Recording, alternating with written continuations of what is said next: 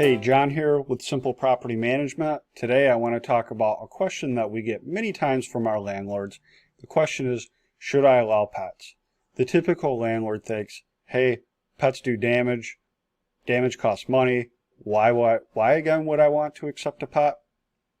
And I want to first say, before I get into the stats that I dug up, that I don't have any pets, so I don't have a dog in this fight.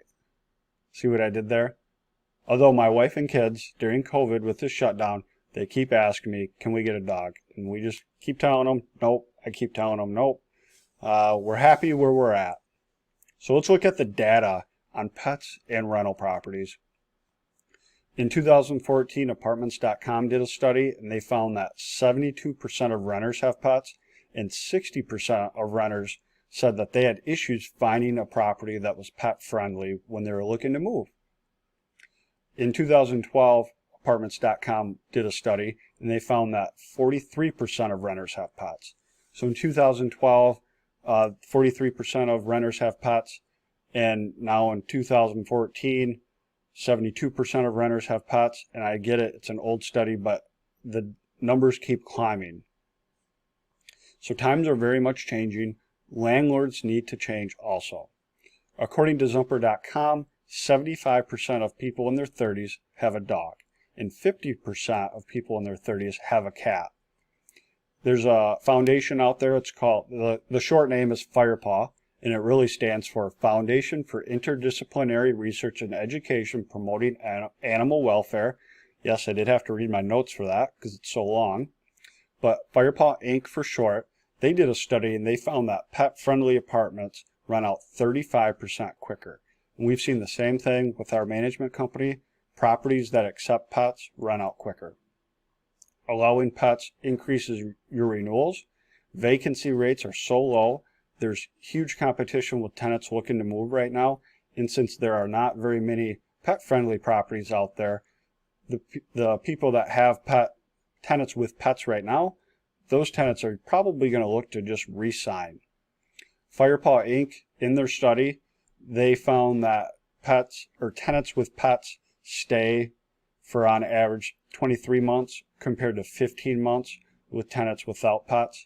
I've also seen anywhere, up to 46 months that tenants with pets stay and 18 months for tenants without pets. If you don't allow pets, you do run the risk of somebody sneaking in an unauthorized animal without any insurance being checked out, no rules and regulations signed, no pet agreement, things like that. So I'd rather know what pet is in my property compared to somebody sneaking in the pet. Allowing pets obviously decreases your unauthorized pets, since you allow pets. Kind of makes sense. Pet deposits and fees. You can collect pet fees and deposits if you're going to allow a pet. That kind of helps pad your pockets to pay for any damages, things like that. But you cannot accept or charge or accept any of those deposits or fees with an emotional support or a service animal. So there are some cons of having a pet. I'd say the number one, probably the number two, is disturbing neighbors and neighbors being allergic to pets. So you might lose some tenants because of that. However, in the 2014 apartments.com study, they did find that 75% of tenants without pets enjoyed living in a pet-friendly property where they didn't have any preference at all about it. And I think it's kind of like, when grandma and grandpa get to watch the grandkids and then they kind of get to push them back off to the parents when they're tired of them. I think that's why some people without pets enjoy pet-friendly properties. You do have liability, although you can try to lower that with a pet agreement being signed, making sure the tenant has insurance, things like that. Let's be honest though, if something happens, whether you have a pet agreement or not, whether it has anything to do with pets or not, they're going to try to sue you. Pet odors can be a challenge. A good carpet cleaner can get those pet odors out or really minimize them typically. But if you've been in this business for a while, you know that there are many odors that have nothing to do with pets that are a challenge to get out when the tenant moves out. The number one complaint that we get is pet damage, as I talked about at the beginning of this video. We have seen pet damage. It's not very bad, typically.